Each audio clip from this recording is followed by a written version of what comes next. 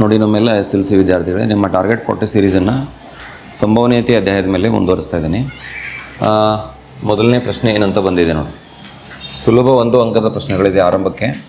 ಖಚಿತ ಘಟನೆಯ ಸಂಭವನೀಯತೆ ಏನು ಅಂತ ಹೇಳಿದ್ದಾರೆ. ನಿಮಗೆಲ್ಲ ಗೊತ್ತು, ಯಾವುದೇ ಒಂದು ಘಟನೆಯ ಸಂಭವನೀಯತೆ 0 ಮತ್ತು 1 ಮಧ್ಯೆ ಇರ್ತದೆ. ಖಚಿತ ಘಟನೆಯ ಸಂಭವನೀಯತೆ 1 ಆಗಿರ್ತದೆ ಮತ್ತು ಅಸಂಭವ ಘಟನೆಯ ಸಂಭವನೀಯತೆ ಏನಾಗಿರ್ತದೆ, 0 ಆಗಿರ್ತದೆ ಅನ್ನೋದು ನಿಮ್ಮ ಗಮನದಲ್ಲಿರಲಿ. ಖಚಿತ ಘಟನೆಯ ಸಂಭವನೀಯತೆ ಎಷ್ಟು ಅಂದರೆ ನಾವು ಉತ್ತರ ಏನು ಬರೀಬೇಕು, 1 ಅಂತ ಬರೀಬೇಕು. ಖಚಿತ ಘಟನೆಯ ಸಂಭವನೀಯತೆ 1 ಅನ್ನೋದನ್ನು ಗಮನದಲ್ಲಿ ಇಡಬೇಕು. ಇನ್ನು ಅಸಂಭವ ಘಟನೆಯ ಸಂಭವನೀಯತೆ ಎಷ್ಟು ಬರೀಬೇಕು, 0 ಬರೀಬೇಕು. ಆಮೇಲೆ ಒಂದು ಘಟನೆಯ ಸಂಭವನೀಯತೆ ಯಾವಾಗಲೂ ನಾನು ಆಗಲೇ ಆರಂಭಕ್ಕೆ ಹೇಳಿದೆ 0 ಮತ್ತು 1 ನಡುವೆ ಇರ್ತದೆ. 0 ಮತ್ತು 1 ನಡುವೆ ಇರುತ್ತದೆ. ಈ ಅಂತಕ್ಕಂಥದ್ದು ಒಂದು ಘಟನೆ, ಅದರ ಸಂಭವನೀಯತೆ ಕೊಟ್ಟಿದ್ದಾರೆ 0.75 ಅಂತ. ಆದರೆ P ಆಫ್ ಇ ಬಾರ್, ಈ ಬಾರ್ ಅಂದರೆ ಏನು, ಪೂರಕ ಘಟನೆ. ಈ ಅಂತಕ್ಕಂಥದ್ದು ಒಂದು ಘಟನೆ, ಆದರೆ ಈ ಅಲ್ಲದ ಘಟನೆಯನ್ನು ಏನಂತ ಕರೀತಾರೆ ಅಂದರೆ ಅದರ ಪೂರಕ ಘಟನೆ ಅಂತ ಕರೀತಾರೆ. ಅದಕ್ಕೆ ಈ ಬಾರ್ ಅಂತ ಸೂಚಿಸ್ತಾರೆ. ಉದಾಹರಣೆ, ಓರ್ ಮಹಿಳೆ ಗರ್ಭಿಣಿ ಅದ ಅಂತ ಕೊಡ್ರಿ. ಆಕೆ ಜನ್ಮ ಕೊಡ್ತಕ್ಕಂಥ ಮಗು ಗಂಡು ಆಗುವ ಸಂಭವನೀಯತೆ, ಇದು ಈ ಅಂತಕ್ಕಂಥ ಘಟನೆ ಏನು, ಗಂಡು ಆಗ್ತಕ್ಕಂಥ ಸಂಭವನೀಯತೆ ಅಂತ ತೊಗೊಂಡಿದ್ದೀನಿ. ಇನ್ನು ಈ ಬಾರ್ ಅಂದರೆ ಏನು, ಗಂಡು ಅಲ್ಲದ. ಪೂರಕ ಅಂದರೆ ಏನು, ಸಂಪೂರ್ಣ ಅದಕ್ಕೆ ಅಪೋಸಿಟ್, ನೆಗೆಟಿವ್ ಸೆನ್ಸ್ ತೊಗೊಂಡ್ಬಿಡೋದು. ಗಂಡು ಅಲ್ಲದ ಅಂದರೆ ಏನು, ಹೆಣ್ಣು ಮಗುವಿಗೆ ಜನ್ಮ ಕೊಡುವ ಘಟನೆ. ಅದು ಏನಾಗ್ತದೆ, ಅದರ ಪೂರಕ ಘಟನೆ ಆಗ್ತದೆ. ಪೂರಕ ಘಟನೆ ಆಗ್ತದೆ. ಒಂದು ಕಾಯಿನ್ ಟಾಸ್ ಮಾಡ್ತೀರಿ, ಹೆಡ್ ಇಲ್ಲ ಮತ್ತು ಇನ್ನೊಂದು ಯಾವುದು ಟೇಲ್, 2 ಸಾಧ್ಯತೆ ಇರ್ತದೆ ಇಲ್ಲಿ. ಹೆಡ್ ಅಂದ್ರೆ ಮುಖ ಬೀಳುವ ಘಟನೆ, ಅದನ್ನು ನೀವು ಎ ತೊಗೊಂಡ್ರೆ, ಮುಖ ಬೀಳಾರ್ದ ಘಟನೆ ಎ ಬಾರ್ ಅಂತ ಗೊತ್ತೀರಿ, ಅದನ್ನು ಪೂರಕ ಘಟನೆ ಅಂತ ಹೇಳ್ತೀರಿ. ಎ ಅನ್ನೋದು ಒಂದು ಘಟನೆ ಆದರೆ ಎ ಅಲ್ಲದ, ಅಥವಾ ಇ ಅನ್ನೋದು ಒಂದು ಘಟನೆ ಆದರೆ ಈ ಅಲ್ಲದ ಘಟನೆಗೆ ನಾವೇನಂತ ಕರಿತೀವಿ, ಅದರ ಪೂರಕ ಘಟನೆ ಅಂತ ಕರಿತೀವಿ. ಇಲ್ಲಿ ಪೂರಕ ಘಟನೆ ಮತ್ತು ಒಂದು ಘಟನೆಯ ಸಂಭವನೀಯತೆ, ಒಂದು ಘಟನೆಯ ಸಂಭವನೀಯತೆ ಅಂದರೆ ಈ ಪಿ ಬ್ರಕೆಟ್ ಇ ಮತ್ತು ಆ ಪೂರಕ ಘಟನೆಯ ಸಂಭವನೀಯತೆ ಪಿ ಬ್ರಕೆಟ್ ಇ ಬಾರ್, ಇವೆರಡರ ಮೊತ್ತ ಯಾವಾಗಲೂ ಎಷ್ಟಕ್ಕೆ ಸಮ ಇರ್ತದೆ, 1ಕ್ಕೆ ಸಮ ಇರ್ತದೆ ಅಂತಕ್ಕಂಥದ್ದನ್ನು ಥಿಯರಿಯಲ್ಲಿ ಓದಿದ್ದೀರಿ. ಈ ಸಂಬಂಧವನ್ನು ಇಲ್ಲಿ ಬಳಸ್ಕೋಬೇಕು. ನಮಗೇನು ಬೇಕಾಗಿದೆ, ಪಿ ಬ್ರಕೆಟ್ ಇ ಬಾರ್ ಬೇಕಾಗಿದೆ. ಪಿ ಬ್ರಕೆಟ್ ಇ ಬಾರ್ಗೆ ಬಿಡಿಸ್ಕೊಂಡ್ಬಿಡ್ರಿ ಇದನ್ನ. Equal to 1 minus P bracket E ಬರೀತೀರಿ ಅಂದ್ರೆ 1 ಮೈನಸ್ 0.75. 1ರಲ್ಲಿ 0.75 ಕಳೆದು ಬಿಟ್ಟರೆ ಅಂದರೆ ಉಳಿತದೆ ಎಷ್ಟು, 0.25 ಉಳಿತದೆ ಅನ್ನೋದನ್ನು ನಾವು ನೋಡ್ತೀವಿ. 0.25. ಇದಿಷ್ಟು ನಿಮ್ಮ ಏನು 4ನೇ ಪ್ರಶ್ನೆಗೆ ಪರಿಹಾರ. ಮುಂದಿನ ಒಂದು ಪ್ರಶ್ನೆ ಏನಿದೆ ಅಂತ ನೋಡ್ರಿ. ಮುಂದಿನ ಪ್ರಶ್ನೆಯನ್ನು ಗಮನಿಸೋಣ. ಸೇಮ್ ಇದೇ ಲಿಂಕ್ ಮೇಲೆ ಇದೆ. P bracket E bar is equal to ಏನು ಬರೀಬೇಕು ನಾವು, 1 ಮೈನಸ್ ಪಿ ಬ್ರಕೆಟ್ ಇ ಬರೀಬೇಕು. ಅಂದರೆ ಇಲ್ಲಿ 1 ಮೈನಸ್ 0.7, 1 ಮೈನಸ್ 0.7 ಮಾಡಿರಿ, ಉತ್ತರ ಹೇಳ್ರಿ ಎಷ್ಟು ಬರ್ತದೆ, 0.3 ಬರ್ತದಲ್ಲ. ಸರಿ, ಇದು ನಮಗೆ ಪಿ ಬ್ರಕೆಟ್ ಇ ಬಾರ್ದ ಉತ್ತರ. ನೆಕ್ಸ್ಟ್ ಕ್ವೆಶನ್, ಸೇಮ್ ಲಿಂಕ್, ಪೂರಕ ಘಟನೆ ಮತ್ತು ಒಂದು ಘಟನೆಯ ಸಂಭವನೀಯತೆ ಮತ್ತು ಅದರ ಪೂರಕ ಘಟನೆಯ ಸಂಭವನೀಯತೆಗೆ ಸಂಬಂಧಪಟ್ಟಿರ್ತಕ್ಕಂತಹ ಲೆಕ್ಕ ಇದೆ. P bracket E equal to 0.05 ಆಗೈತಲ್ಲ, ಇಲ್ಲಿ ಪಿ ಬ್ರಕೆಟ್ ಎ ಬಾರ್ ಆಗಬಾರ್ದೈತೆ, ಇ ಬಾರ್ ಆಗಬೇಕು. ಪಿ ಬ್ರಕೆಟ್ ಇ ಎಲ್ಲವೂ ಹಂಗಾಗ್ಯಾವ ನೋಡ್ರಿ, ಇಲ್ಲೊಂದು ಹಂಗಾಗೈತೆ. P bracket E bar equal to 1 minus P bracket E ಬರೀಬೇಕು. ಅಂದರೆ 1 ಮೈನಸ್ 0.05, 0.05 ಕನ್ಫ್ಯೂಸ್ ಮಾಡ್ಕೋತೀರಿ ಇಂಥವ. ಹಿಂಗೆ ಬಂತಂದ್ರೆ ನೀವೇನು ಮಾಡಬೇಕು, ಒಂದು ಬರ್ಕೋಬೇಕು ಹಿಂಗೆ 1.00, 0.05 ಹಿಂಗೆ ಇಟ್ಕೊರಿ. ಕಳಿರಿ, 10 5 ಹೋದ್ರೆ ಎಷ್ಟು, 5. ಆಮೇಲೆ 10 1 ಹೋದ್ರೆ 9, 0 ಕೊಡ್ತೀರಿ. ಅಂದರೆ 0. ಎಷ್ಟು ಬಂತು, 95 ಅಂತ ಇಲ್ಲ, ಇದು 0.95. ಹಾಗೆ ಮುಂದೆ ನೀವು ಮಾಡಿರಿ. 1 ಮೈನಸ್ ಪಿ ಬ್ರಕೆಟ್ ಇನ, ಇದು ಕೂಡ ಇಲ್ಲೂ ಕೂಡ ಬೈ ಮಿಸ್ಟೇಕ್ ಎ ಅಂತ ಟೈಪ್ ಆಗೈತಿ. P of E equal to 0.0 ಐತಿ. P of E bar equal to 1 minus P of E ಅಂದರೆ 1 ಮೈನಸ್ 0.02. ಡಿಫ್ರೆನ್ಸ್ ತೆಗೆದು ಹೇಳ್ರಿ ಎಷ್ಟು ಬಂತು, 0.98 ಬರ್ತದೆ. ಅದೇ ರೀತಿ P bracket E equal to 0.37 ಇದೆ. ಪಿ ಬ್ರಕೆಟ್ ಇ ಬಾರ್ ಇದೆ. 1 ಮೈನಸ್ ಪಿ ಬ್ರಕೆಟ್ ಇ ಅಂದರೆ 1 ಮೈನಸ್ 0.37, 0. ಎಷ್ಟು ಬರಬೇಕು, 1 ಮೈನಸ್ 1 ಅಂದರೆ 1.00 0.37 ಕಳೆಯೋಣ. 10 7 ಹೋದ್ರೆ 3, 10ರಲ್ಲಿ 4 ಹೋದ್ರೆ 6, 0.63. ಇದರ ಉತ್ತರ ಎಷ್ಟು ಬಂತು? 0.63 ಬಂತು. ಭಾಳ ಇಂಥವು ಲೆಕ್ಕ ತೊಗೊಂಡೈತಿ, ಜಸ್ಟ್ ಹಂಗೆ ನಿಮಗೆ ಪ್ರಾಕ್ಟೀಸ್ ಇರಲಿ ಅಂತೇಳಿ. ಪಿ ಬ್ರಕೆಟ್ ಈ ಬಾರ್ ಇಕ್ಕೊಟ್ಟು 1 ಮೈನಸ್ ಪಿ ಬ್ರಕೆಟ್ ಈ ಬರೀರಿ ಕ್ವಿಕ್ಲಿ. 1 ಮೈನಸ್ 0.4 ಬಾಯ್ ಲೆಕ್ಕನ ಆಗ್ತದಲ್ಲ ಇದು. 1 ಮೈನಸ್ 0.4 ಅಂದರೆ ಎಷ್ಟು ಬರಬೇಕಾ? 0.60 ಬರಬೇಕಿಲ್ಲ ಅಥವಾ 0.6 ಬರಬೇಕು. ನೆಕ್ಸ್ಟ್ 0.35 ಪಿ ಬ್ರಕೆಟ್ ಈ ಬಾರ್ ಇಕ್ಕೊಟ್ಟು 1 ಮೈನಸ್ ಪಿ ಬ್ರಕೆಟ್ ಈ ಪಿ ಬ್ರಕೆಟ್ ಈ ಬಾರ್ ಇಕ್ಕೊಟ್ಟು 1 ಮೈನಸ್ ಪಿ ಬ್ರಕೆಟ್ ಈ 0.35. 1 ಮೈನಸ್ 0.35 ಅಂದರೆ ಎಷ್ಟು ಬರ್ತೈತಿ? 0.65. ನೆಕ್ಸ್ಟ್ ಒಂದು ಘಟನೆ ಹೀಗೆ P bracket A equal to 2/3 ಆದರೆ P bracket A bar same ಲೆಕ್ಕ ಮತ್ತೆ ಅಷ್ಟೇ ಮಾಡೋದೈತಿ. 1 ಮೈನಸ್ ಪಿ ಬ್ರಕೆಟ್ ಎ ಬರೀರಲಿ ಅಂದ್ರೆ 1 ಮೈನಸ್ 2/3 1 ಮೈನಸ್ 2/3 ಮಾಡಿದ್ರೆ ಉತ್ತರ ಎಷ್ಟು ಬರ್ತದೆ ನೋಡಿರಿ? 3 ಮೈನಸ್ 2 ಬಾಗಿಲೆ ಎಷ್ಟು? 3. ಇದನ್ನು ಬಿಡಿಸ್ಕೊಡ್ರಿ. 3 2 ಎಷ್ಟು? 1 1 3 ಅಂಶ ಬಂತ ಇಲ್ಲೋ? 1/3 ಗೊತ್ತಾಗತ್ತದಲ್ಲ? ಸೇಮ್ ಅದನ್ನು ರಿಪೀಟ್ ಮಾಡ್ತಾ ಇದ್ದೀವಿ. ಮುಂದಿನ ಒಂದು ಪ್ರಶ್ನೆ, 12ನೇ ಪ್ರಶ್ನೆ ಏನು ನೋಡಿ. P bracket A equal to 1/4 ಇದೆ. ಇಲ್ಲ ಮೇಲೆ ಬರಿತೀನಿ ನೋಡ್ರಿ ಉತ್ತರ. ಇದನ್ನ ಪಿ ಬ್ರಕೆಟ್ ಎ ಬಾರ್ ಕೇಳ್ತಾರೆ. P bracket A bar equal to 1 minus P bracket A 1 minus P bracket A ಅಂದರೆ ಎಷ್ಟಿದೆ? 1/4 ಇದೆ. 1/4 ಹಾಕ್ಕೊಡ್ರಿ. 4 ಮೈನಸ್ 1 ಸುಲಭೀಕರಣ ಮಾಡ್ಕೊಳ್ಳೋಣ. 4 ಮೈನಸ್ 1 ಬಾಗಿಲೆ 4. 4 ಒಂದಲೇ 4 ಮೈನಸ್ 1 ಅಂದ್ರೆ 3 4 ಅಂಶ ಆಗ್ತಾ ಇಲ್ಲ? 3/4. ಇದಿಷ್ಟು ನಮಗೆ ಪರಿಹಾರ. ಮುಂದಿನ ಪ್ರಶ್ನೆ, P bracket E bar is equal to 1 minus P bracket E 1 minus 1/2 ಅಂದರೆ ಅದು ಕೂಡ ಎಷ್ಟು ಬರ್ತದೆ? 1/2ನ ಬರ್ತದೆ. 1 ಮೈನಸ್ 1 2 ಅಂಶ ಅಂದರೆ 1 2 ಅಂಶ ಉತ್ತರ ಬರ್ತದೆ. ಮತ್ತೊಂದು ನೋಡಿರಿ, ಇಲ್ಲಿ ಪಿ ಬ್ರಕೆಟ್ ಇ ಬಾರ್ ಕೊಟ್ಟಿದ್ದಾರೆ. ನಿಮ್ಗೇನು ಕೇಳಿದಾರೆ? ಪಿ ಬ್ರಕೆಟ್ ಇ ಕೇಳಿದ್ದಾರೆ. ಅಂದರೆ ಏನು ಬರೀಬೇಕು ಇಲ್ಲಿ? 1 ಮೈನಸ್ ಪಿ ಬ್ರಕೆಟ್ ಇ ಮ್ಯಾಲಿನ ಗತ್ಲೆಗೆ ಬರಿಬಾರ್ದು. ಲಕ್ಷ ನೋಡ್ರಿ, ಪಿ ಬ್ರಕೆಟ್ ಇ ಬಾರ್ ಕೊಟ್ಟಿದ್ದಾರೆ. ಅಂದರೆ ಏನು ಬರೀಬೇಕು? 1 minus P bracket E bar ಕೊಟ್ಟಿದ್ದಾರೆ ನಿಮ್ಗೆ. ಪಿ ಬ್ರಕೆಟ್ ಇ ಕೊಟ್ಟು ಏನಾಯ್ತು? 1 minus P bracket E bar ಆಗ್ತದೆ ಅಲ್ಲ? ಇದು ತಿಳಿತಾ? ಲಕ್ಷ ಕೊಡ್ರಿ. ಅದ್ರ ನಿಮ್ಗೆ ಏನಾರ ಗೊತ್ತಾಗಲಿಲ್ಲ ಅಂದರೆ ಇಲ್ಲಿ ನೋಡ್ರಿ ಏನೈತೆ ಸೂತ್ರ? P bracket E plus P bracket E bar ಎರಡೂ ಕೂಡಿಸಿದ್ರೆ ಎಷ್ಟು ಇರ್ತೈತದ? 1ಕ್ಕೆ ಸಮ. ಇಲ್ಲಿ ಯಾವ್ದು ಕೊಟ್ಟಿದ್ದಾರೆ ನೋಡ್ಬೇಕು. ನಿಮ್ಗೆ ಇ ಬಾರ್ ಕೊಟ್ಟಿದ್ದಾರಲ್ಲ, ಇದನ್ನ ಆ ಕಡೆ ತೊಗೋಬೇಕು. 1 minus P bracket P bracket E bar ಕೊಟ್ಟಿದ್ದಾರೆ. ಅದಕ್ಕೆ ಏನು ಮಾಡಿದ್ನ? ಇದನ್ನ ಆ ಕಡೆ ತೊಗೊಂಡೆ. ಪಿ ಬ್ರಕೆಟ್ ಇ ಕೊಟ್ಟು 1 minus P bracket E bar. So 1 minus P bracket E bar ಅಂದರೆ ಎಷ್ಟು ಬರ್ತದೆ? 1 minus 1 minus P bracket E bar ಅಂದರೆ ಎಷ್ಟೈತೆ ನೋಡ್ರಿ? 3 5 ಅಂಶ ಐತೆ. 3 5 ಅಂಶ ಹಾಕ್ರಿ. 5 ಒಂದಲೇ 5, 5ರಾಗ 3 ಹೋದ್ರೆ ಎಷ್ಟು? 2 2 5 ಅಂಶ. ಉತ್ತರ ಎಷ್ಟು ಬಂತು? 2 5 ಅಂಶ ಬಂತು. ಮಾಡ್ರಿ ನೀವು ಎಷ್ಟು ಬಂತು ಉತ್ತರ ಹೇಳ್ರಿ. ನೀವು ಟ್ರೈ ಮಾಡಿರಿ. 1 ಸೆಕೆಂಡ್ನಾಗ ಉತ್ತರ ಬರ್ತದೆ. ಏನೈತಿ ಇದ್ರೆ ಕಷ್ಟ? ಏನೂ ಕಷ್ಟ ಇಲ್ಲ, ಭಾಳ ಸುಲಭ ಇದೆ.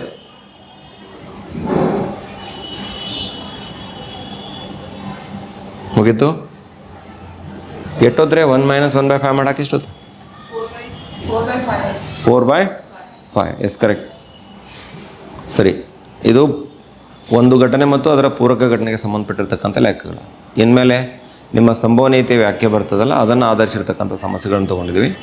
ನಿಮಗೊಂದು ಗಮನದಲ್ಲಿರಲಿ, ಯಾವುದೇ ಘಟನೆಯ ಸಂಭವನೀಯತೆ ತೆಗಿಬೇಕಂದ್ರೆ ಒಂದು ಸೂತ್ರ ನಿಮಗೆ ಈ ಅಂತಕ್ಕಂಥ ಘಟನೆ ಇತ್ತು, ಆ ಘಟನೆಯ ಸಂಭವನೀಯತೆ ಅಂದ್ರೆ ನಮ್ಮ ಸೂತ್ರ ಏನೈತೆ ಅಂದ್ರೆ N bracket E divided by N bracket S. N bracket E ಅಂದರೆ ಏನು? ಈ ಘಟನೆಗೆ ಅನುಕೂಲಕರ ಫಲಿತಗಳ ಸಂಖ್ಯೆ. ಎನ್ ಬ್ರಕೆಟ್ ಎಸ್ ಅಂದರೆ ಒಟ್ಟು ಫಲಿತಗಳ ಸಂಖ್ಯೆ ಅಂತ ತಗೊಳ್ತೀವಿ. ಸರಿ, ಇಲ್ಲಿ ಪ್ರಶ್ನೆ ಏನಿದೆ, ಇದಕ್ಕೆ ಏನೇನು ನಾವು ಬರ್ಕೋಬೇಕು, ಯಾವ ರೀತಿ ಸೂತ್ರ ಹಚ್ಕೋಬೇಕು ಅನ್ನೋದನ್ನು ಗಮನಿಸೋಣ. ಒಂದು ಘಟನೆ ಘಟಿಸುವ ಸಾಧ್ಯತೆಯನ್ನು ಸಾಂಖ್ಯಿಕವಾಗಿ ನಾವು ಇಲ್ಲಿ ವ್ಯಕ್ತಪಡಿಸ್ತೀವಿ ಸಂಭವನೀಯತೆ ಒಳಗೆ. ಇಷ್ಟ ಒಂದು ಪೆಟ್ಟಿಗೆಯಲ್ಲಿ 1ರಿಂದ 20ರವರೆಗಿನ ಸಂಖ್ಯೆಗಳು ನಮೂದಾಗಿವೆ. ಅವು 20 ಬಿಲ್ಲೆ ಅದಾವೆ, ಹೌದಾ? 1ರಿಂದ 20 ಅಂದರೆ ನಿಮಗೆ ಇಲ್ಲೇ 1 1ರಿಂದ 20 ನೋಡ್ರಿ. 1 2 3 4 5 6 7 8 9 10 11 12, 13, 14, 15, 16, 17, 18, 19, 20 ಈ ರೀತಿ ಏನು ಅಂಕಿಗಳನ್ನ ಬರೆದ ಬಿಲ್ಲೆ ಒಂದು ಪೆಟ್ಟಿಗಳು ಹಾಕಿದೆ. 20 ಬಿಲ್ಲೆ ಅದಾವು. ಪೆಟ್ಟಿಗೆಯಿಂದ ಒಂದು ಬಿಲ್ಲೆಯನ್ನು ಯಾದೃಚ್ಛಿಕವಾಗಿ ತೆಗೆದಾಗ ಅದು ಒಂದು ಪೂರ್ಣ ಘನ ಸಂಖ್ಯೆಯಾಗಿರುವ ಘಟನೆಯ ಸಂಭವನೀಯತೆಯನ್ನು ಕಂಡುಹಿಡಿದೆ ಅಂತ ಹೇಳಿದ. ನಮಗೆ ಘಟನೆ ಇ ಅಂತಂದರೆ ಏನು ತಗೊಂಡ್ರೆ ಈಗ ನಮಗೆ ಯಾದೃಚ್ಛಿಕವಾಗಿ ಹೊರತೆಗೆದ ಒಂದು ಬಿಲ್ಲೆ ನೋಡಿ, ಯಾದೃಚ್ಛಿಕವಾಗಿ ಒಂದು ಬಿಲ್ಲೆ ತೆಗೆದೈತಿ. ಆ ತೆಗೆದಿರ್ತಕ್ಕಂಥ ಒಂದು ಬಿಲ್ಲೆ ಅಂದರೆ ಒಂದು ಚೀಟಿ ಅದು ಏನು ಪೂರ್ಣ ಘನ ಆಗಿರುವುದು, ಪೂರ್ಣ ಘನ ಆಗಿರುವುದು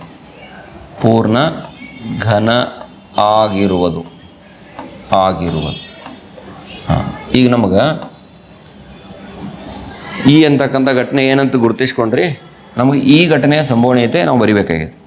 ಪಿ ಬ್ರಕೆಟ್ ಇ ಬರಿಬೇಕಾಗಿತ್ತು. ನಂಗೆ ಪಿ ಬ್ರಕೆಟ್ ಇ ಕೊಟ್ಟು ಏನು ಬರಿಬೇಕು ನಾವು, N bracket E divided by N bracket S ಬರಿಬೇಕು. ಎನ್ ಬ್ರಕೆಟ್ ಎಸ್ ಅಂದರೆ ಏನಂತ ಪರಿಗಣಿಸಬೇಕು, ಒಟ್ಟು ಫಲಿತಗಳ ಸಂಖ್ಯೆ. ನಿಮಗೆ ಎಷ್ಟು ಸಾಧ್ಯತೆಗಳದಾವೆ ನೋಡ್ರಿ, ಒಟ್ಟು 1 ಬರ್ಬೋದು, 2 ಬರ್ಬೋದು, 3 ಬರ್ಬೋದು, 20 ತನಕ ಯಾವುದೂ ಚೀಟಿ ಬರ್ಬೋದಲ್ಲ. 20 ಬಿಲ್ಲೆ ಹಾಕಿ ಒಂದು ಪೆಟ್ಟಿಗೆ ಒಳಗೆ ಹೋಗಿದ್ದಾರೆ ಅಂದ್ರೆ ಒಟ್ಟು ಫಲಿತಗಳ ಸಂಖ್ಯೆ ಎಷ್ಟು ನಮ್ಗೆ ಎನ್ ಬ್ರಕೆಟ್ ಎಸ್. ಇದಕ್ಕೆ ಫಲಿತಗಣನ ಅಂತ ಹೇಳ್ತೀವಿ. ಇದನ್ನು ಬೇಕಂದ್ರೆ ಎಸ್ ಅಂತಲೂ ಬರಿಬೋದು. ಹಿಂಗೆ ಬರದ ಹಿಂಗೆ ಫ್ಲವರ್ ಬ್ರಕೆಟ್ ಹಾಕಿ ಎನ್ ಬ್ರಕೆಟ್ ಎಸ್ ಈಜಿ ಕೊಟ್ಟು ಇಲ್ಲಿ ಬರೆಯುವಾಗ ನಿಮ್ಗೆ ನೋಡಿ ಎನ್ ಬ್ರಕೆಟ್ ಎಸ್ ಅಂದ್ರೆ ಇದನ್ನು ಆದರ್ಶ ಬಂದಿರ್ತೈತೆ. ಅದು ಎನ್ ಬ್ರಕೆಟ್ ಎಸ್ ಈಜಿ ಕೊಟ್ಟು ಎಷ್ಟು ಬರೀತೀರಿ, ಎನ್ ಬ್ರಕೆಟ್ ಎಸ್ ಈಜಿ ಕೊಟ್ಟು ಎಷ್ಟು ಬರಿಲ್ಲ ಈಗ 20 ಆತೋ ಇಲ್ಲ, ಇಲ್ಲಿ 20 ಬರಿಬೇಕು. ಒಟ್ಟು ಫಲಿತಗಳ ಸಂಖ್ಯೆ ಎಷ್ಟು 20. ಆಮೇಲೆ ಎನ್ ಬ್ರಕೆಟ್ ಈ ಒಂದು ಘಟನೆ ಸಂಭವಿಸುವುದಕ್ಕೆ ಅನುಕೂಲಕರ ಫಲಿತಗಳು ಎಷ್ಟು. ನಿಮಗೆ ಬೇಕಂದ್ರೆ ಇನ್ನೂ ಒಂದು ಸ್ವಲ್ಪ ಎಲಾಬ್ರೇಟೆಡ್ ಆಗಿ ಹೇಳ್ಬೇಕಂದ್ರೆ ಇದನ್ನ ಇ ಈಕ್ವಲ್ ಟು ಒಂದು ಬಿಲ್ಲೆ ಪೂರ್ಣಘನ ಆಗಿರೋದೈತಿಲ್ಲ, ಇಲ್ಲೇ ಮುಂದೆ ಬರಿತೀನಿ ನೋಡಿ. ಇದರೊಳಗೆ ಪೂರ್ಣಘನಗಳು ಯಾವ್ಯಾವ ಬರೆದ್ಬಿಡ್ರಿ, ಸ್ವಲ್ಪ ಲಕ್ಷ ಕೊಟ್ಟು ನೋಡಿ. 1 ಪೂರ್ಣಘನ ಆಗ್ತದೆ, ಆಮೇಲೆ ಅದರ ನಂತರ 8 ಪೂರ್ಣಘನ ಆಗ್ತದೆ, 2 2 4 4 2 8 3 ಸಮ ಅಪವರ್ತನಗಳ ಗುಂಡ್ಲಬ್ದಾಗಿ ಬರೋದು. ಮತ್ತೆ ಯಾವುದೈತೆ ನೋಡಿ 1 1 1 ಇದು ಬರ್ತೈತಿ, 2 2 2 ಇದು ಬರ್ತೈತಿ. ಇದನ್ನು ಬಿಟ್ರೆ ಮತ್ತೆ ಯಾವುದು ಇದ್ರೊಳಗೆ ಪೂರ್ಣಘನ ಇಲ್ಲ. ಏನು ಮತ್ತೆ ಯಾವ್ದಾರು ಐತೆ ನೋಡ್ರಿ. ಈಗ ನಮಗೆ 2 ಕಂಡು ಬರ್ತಾವೆ, 1 ಮತ್ತು 8 ಬರ್ತಾವೆ. ಅಂದ್ರೆ ನಮ್ಗೆ ಈ ಅಂತಕ್ಕಂಥ ಘಟನೆ ಇಲ್ಲ. ಈ ಘಟನೆಯಲ್ಲಿ ಬರ್ತಕ್ಕಂಥ ಅಂಶಗಳು ಯಾವ್ಯಾವು 1 ಮತ್ತು 8. ಅಂದ್ರೆ ಆ ತೆಗೆದು ಬಿಲ್ಲೆ 1 ಬಂದ್ರೆ ಅಥವಾ 8 ಬಂದ್ರೆ ಈ ಘಟನೆ ಸಂಭವಿಸ್ತದೆ. ಹೌದಾ? ಅಂದ್ರೆ ಈ ಘಟನೆ ಸಂಭವಿಸೋದಕ್ಕೆ ಅನುಕೂಲಕರ ಅಂಶಗಳು N bracket E, N bracket E, N bracket E ಅಂದರೆ ಇದ್ರಾಗೇನು ಅನ್ಸರು 1 2 2 ಅದಾವೆ. ಅಂದರೆ 2/20, 2 1 2 10, 2 1 2 10 ಅಂದರೆ 1/10 ಆಯ್ತಾ ಇಲ್ಲ? ಸರಿ, ಉತ್ತರ ಚೆಕ್ ಮಾಡಿರಿ. ಸರಿಯಾಗಿ ನೀವು ಗಮನಿಸ್ತಾ ಹೋಗ್ರಿ, ಸ್ವಲ್ಪ ಉತ್ತರಗಳನ್ನ ಗಮನಿಸ್ತಾ ಹೋಗ್ರಿ. 1/10 ಉತ್ತರ ಆಗ್ತದೆ. ಇದು ಅರ್ಥ ಆಯ್ತಲ್ಲ ಎಲ್ಲರಿಗೂ? ಸರಿ, ಮುಂದಿನ ಒಂದು ಪ್ರಶ್ನೆಗೆ ಸಾಗೋಣ ನೋಡಿ. ಒಂದು ಪೆಟ್ಟಿಗೆಯಲ್ಲಿ 20 ಬಲ್ಬ್ಗಳದಾವೆ. ಒಂದು ಪೆಟ್ಟಿಗೆ ಇದೆ, ಪೆಟ್ಟಿಗೆ ಒಳಗೆ ಎಷ್ಟು ಬಲ್ಬ್ಗಳದಾವ? 20 ಬಲ್ಬ್ಗಳದಾವೆ. 28 ಬಲ್ಬ್ಗಳದಾವೆ. ಅವುಗಳಲ್ಲಿ 7 ಬಲ್ಬ್ಗಳು ದೋಷಪೂರಿತವಾಗಿ, ಪೆಟ್ಟಿಗೆಯಲ್ಲಿ 1 ಬಲ್ಬನ್ನು ಯಾದೃಚ್ಛಿಕವಾಗಿ ಹೊರತೆಗೆದಾಗ ಅದು ದೋಷಪೂರಿತ ಆಗಿರದೇ ಇರುವ ಸಂಭವನೀಯತೆಯನ್ನು ಕಂಡುಹಿಡಿಯಿರಿ ಅಂತ ಹೇಳಿದ್ದಾರೆ. ಇಲ್ಲಿ ಒಟ್ಟು ಬಲ್ಬ್ಗಳು ಅಂತ ಬರೀರಿ. ಪೆಟ್ಟಿಗೆಯಲ್ಲಿ ಇರ್ತಕ್ಕಂಥ ಒಟ್ಟು ಬಲ್ಬ್ಗಳು ಎಷ್ಟದಾವು? 28 ಅದಾವಿಲ್ಲ? ಅಂದರೆ ಇದರಿಂದ ನಮಗೇನು ಕಂಡು ಬರ್ತದೆ, ನಾವು 28ರಾಗಿಂದನೇ ಒಂದು ಬಲ್ಬ್ ಹೊರಗೆ ತೆಗೆಯವ್ರದೇವು. ಅಂದ್ರೆ ಎನ್ ಬ್ರಕೆಟ್ ಎಸ್ ಒಟ್ಟು ಫಲಿತಗಳ ಸಂಖ್ಯೆ ಎಷ್ಟು ಬರ್ಕೋಬೇಕು? ಮೊದಲು ಬರ್ಕೊಂಬಿಡ್ರಿ, 28 ಬರ್ಕೊಂಬಿಡ್ರಿ. ಹೌದಾ? ದೋಷಪೂರಿತ 7 ಬಲ್ಬ್ ದೋಷಪೂರಿತ ಬಲ್ಬ್ಗಳು, ದೋಷಪೂರಿತ ಬಲ್ಬ್ಗಳು ಎಷ್ಟದಾವು? 7 ಅದಾವು. ಹೌದಾ? ಇದರಿಂದ ನಮಗೇನು ಕಂಡು ಬರ್ತೈತಿ? ದೋಷಪೂರಿತ ಆಗದೇ ಇರುವ ಎಷ್ಟು? ದೋಷಪೂರಿತ ಅಲ್ಲದ ಬಲ್ಬ್ಗಳು ಎಷ್ಟಾಗಬೇಕು? ದೋಷಪೂರಿತ ಇರದೇ ಇರತಕ್ಕಂತಹ ಬಲ್ಬ್ಗಳು ಎಷ್ಟಾಗಬೇಕು? ಟೋಟಲ್ ಎಷ್ಟದಾವು? 28 ಅದಾವೆ. 28ರೊಳಗೆ 7 ದೋಷಪೂರಿತ ಅದಾವೆ. 7 ಬಿಡ್ರಿ, ಅಂದ್ರೆ ಉಳಿದು ಎಷ್ಟು ನಿಮ್ಗೆ? 21 ಉಳಿತಿಲ್ಲ. ಅಂದರೆ 21 ಬಲ್ಬ್ಗಳು ಏನದಾವು? ದೋಷಪೂರಿತ ಅಲ್ಲದ ಬಲ್ಬ್ಗಳದಾವೆ. ಹೌದಾ? ಈಗ ನೋಡಿ, ನಿಮ್ಗೆ ಈ ಘಟನೆ ಏನೈತೆ ಅಂದ್ರೆ ಯಾದೃಚ್ಛಿಕವಾಗಿ ಒಂದು ಬಲ್ಬ್ ತೆಗೆದರು. ಆ ತೆಗೆದಿರ್ತಕ್ಕಂಥ ಬಲ್ಬ ಹೊರತೆಗೆದ ಯಾದೃಚ್ಛಿಕವಾಗಿ ಹೊರತೆಗೆದ ಬಲ್ಬ್ ಏನಂತ ಪರಿಗಣಿಸ್ಬೇಕಿಲ್ಲಿ? ದೋಷಪೂರಿತ ಆಗಿರದೇ ಇರುವ, ನೋಡ್ರಿ, ಬಲ್ಬ್ ದೋಷಪೂರಿತ ಆಗದೇ ಇರುವುದು. ದೋಷಪೂರಿತ ಅಲ್ಲದ ಬಲ್ಬ್ ಅಲ್ಲದೇ ಇರುವುದು. ಇದು ದೋಷಪೂರಿತ ಆಗದೇ ಇರತಕ್ಕಂಥ ಘಟನೆ. ನಾನು ಏನು ತಗೋತೀನಿ? ಈ ಎತ್ತನ್ನು ತಗೋತೀನಿ. ಒಂದು ವೇಳೆ ಈ ಘಟನೆ ಜರುಗಬೇಕು ಅಂದ್ರೆ ನಾವು ಹೊರಗೆ ತೆಗೆದಿರ್ತಕ್ಕಂಥ ಬಲ್ಬ ದೋಷಪೂರಿತ ಇರಲಾರ್ದ ಬಂದತಿ, ಚಲೋ ಬಲ್ಬ ಬಂದತಿ ಅಂದ್ರೆ ಅದು ಎದ್ರಾಗಿಂದ ಬಂದಿರಬೇಕು?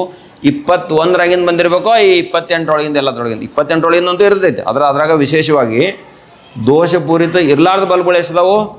ಇರುವ 21 ಅದಾವ. ಅಂದ್ರೆ 21ರೊಳಗಿಂದನೇ ಒಂದು ಬಂದಿರಬೇಕು.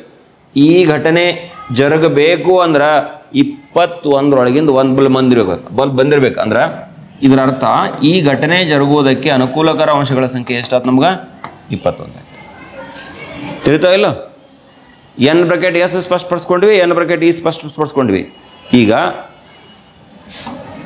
ಈ ಘಟನೆಯ ಸಂಭವನೀಯತೆ P bracket E equal to N bracket E divided by ಏನಾಯಿತು? N bracket S. N bracket E ಅಂದರೆ ಎಷ್ಟೈತೆ ನೋಡ್ರಿ? ಎನ್ ಬ್ರಾಕೆಟ್ ಇ ಅಂದರೆ 21. ಆಮೇಲೆ ಎನ್ ಬ್ರಾಕೆಟ್ ಎಸ್ ಅಂದರೆ ಎಷ್ಟಿದೆ? ಎಷ್ಟು? 28. 21/28 ಹಿಂಗನೂ ಇಡ್ಬೋದು, ಇಲ್ಲ ಕಟ್ತಾ ಬಿಡ್ರಿ. 7 3 21, 7 4 28, 3/4 ಅಂತ ಬರಿಬೋದು. ಇದು ಈ ಘಟನೆಯ ಸಂಭವನೀಯತೆ. P bracket E equal to ಎಷ್ಟು? 3/4 ಅನ್ನೋದನ್ನು ನಾವು ನೋಡ್ತೀವಿ. ಇನ್ನು ಮುಂದಿನ ಒಂದು ಪ್ರಶ್ನೆ, 18ನೇ ಪ್ರಶ್ನೆ ಏನಿದೆ ಅಂತ ಗಮನಿಸ್ರಿ ಎಲ್ಲರೂ. ಕುಂದಿಲ್ಲದ 2 ದಾಳಗಳನ್ನು ಒಮ್ಮೆಗೆ ಉಳಿಸಲಾಗಿದೆ. ಮೊದಲನೇ ಉಪಪ್ರಶ್ನೆ ಒಂದು ಅವಳಿ ಮತ್ತು 7ರ ಮೊತ್ತವನ್ನು ಪಡಿತಕ್ಕಂಥ ಘಟನೆಗಳ ಸಂಭವನೀಯತೆ ಕಂಡುಹಿಡಿಯಿರಿ ಅಂತ ಹೇಳಿದ. 2 ದಾಳಗಳನ್ನು ಒಮ್ಮೆ ಉಳಿಸಿದ್ದಾರೆ. ಒಂದು ದಾಳ ಉಳಿಸಿದ್ರಂದ್ರೆ 1 ಬೀಳ್ಬೋದು, 2 ಬೀಳ್ಬೋದು, 3 ಬೀಳ್ಬೋದು, 4 ಬೀಳ್ಬೋದು, 5 ಬೀಳ್ಬೋದು, 6 ಬೀಳ್ಬೋದು. ಇದು ದಾಳ 1. ಇನ್ನು 2ನೇ ದಾಳ ಉಳಿಸ್ತಾರಲ್ಲ, 2 ದಾಳಗಳನ್ನು ಒಮ್ಮೆ ಉಳಿಸಿದ್ದಾರೆ. 2 ಅಂದರೆ 2ನೇ ದಾಳ ಐತಿಲ್ಲ, ಅದ ಏನು ಹೊರಗೆ ಕೊಡ್ಬೋದು? ನಮಗೆ 1 ಕೊಡ್ಬೋದು, 2 ಕೊಡ್ಬೋದು, 3 ಕೊಡ್ಬೋದು, 4 ಕೊಡ್ಬೋದು, 5 ಕೊಡ್ಬೋದು, ಅಥವಾ 6 ಕೊಡ್ಬೋದು. ಅಂದರೆ ನಮಗೆ ಫಲಿತಗಳು ಏನು ಬರ್ತವೆ ಇಲ್ಲಿ? ಎಸ್ ಈಸ್ ಈಕ್ವಲ್ ಟು 2 ದಾಳಗಳನ್ನು ಒಮ್ಮೆ ಉಳಿಸಿದಾಗ ಫಲಿತಗಳು ನೋಡ್ರಿ. 1ನೇದ್ರ ಮೇಲೆ 1 ಬಿದ್ದು 2ನೇದ್ರ ಮೇಲೆ 1 ಬೀಳ್ಬೋದು. 1 1 1ನೇದ್ರ ಮೇಲೆ 1 ಹಿಡ್ಕೋರಿ, 2ನೇದ ಮೇಲೆ 2 ಬೀಳ್ಬೋದು. ಆಮೇಲೆ 1ನೇದ ಮೇಲೆ 1 ಹಿಡ್ಕೋರಿ, 3 ಬೀಳ್ಬೋದು. 1 3 1 4 1 5 ಮುಂದೆ ಎಷ್ಟು? 1 6 ಬೀಳ್ಬೋದು. ಇನ್ನು 1ನೇ ದಾಳದ ಮೇಲೆ 2 ಬಿದ್ದ, 2ನೇದ ಮೇಲೆ 1, 2 1 2 2 2 3 2 4 2 5 2 6 ಬೀಳ್ಬೋದು. ಹೌದಾ? ನೆಕ್ಸ್ಟ್ ಏನು ಬೀಳ್ಬೋದು? 3 1 3 3 3 4 3 5 3 1 3 2 ಬಿಟ್ಟೆ ನೋಡ್ರಿ. 3 1 3 2 3 1 3 2 3 3 3 4 3 5 3 5 3 6. ಆಮೇಲೆ 4 1 4 1 ಇದು ಹಿಂಗೆ ಇನ್ನೆಲ್ಲ ಬರೋಂಗಿಲ್ಲ. ಲಾಸ್ಟ್ ಏನು ಬರ್ತೈತೆ ಹೇಳ್ರಿ? 5 1. ಆಮೇಲೆ last 6 1 dash dash dash dash last ಏನು ಬರ್ತೈತಿ? 6,6 ಬರ್ತದೆ. ಅಂದ್ರೆ ನೋಡ್ರಿ, ಈ ಲೈನ್ದಾಗ 6 ಅದಾವೆ ಇಂಥವು.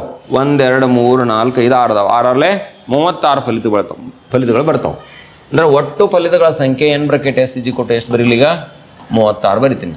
ಎನ್ ಬ್ರಾಕೆಟ್ ಎಸ್ ಇಜಿ ಕೊಟ್ಟು 36.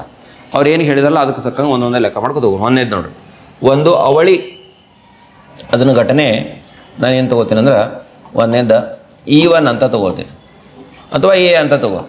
ಘಟನೆ ಏನಂತ ತಗೊಳ್ಳೋಣ? ಎ ಅಂತ ತಗೊಳ್ಳೋಣ.